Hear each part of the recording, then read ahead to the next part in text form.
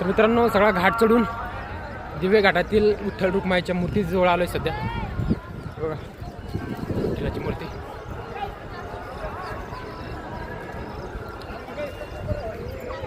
वारकरी बरेच बसले तिथं. तुम्हाला समोरून दाखवणार. जबरदस्त कलर दिलाय मूर्तीला बघा.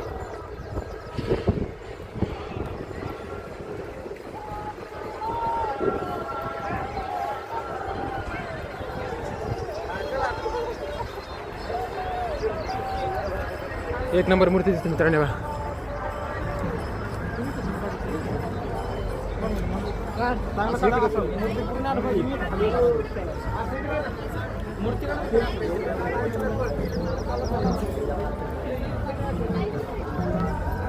आणि बाकीचे वारकरी ते बसले इथं.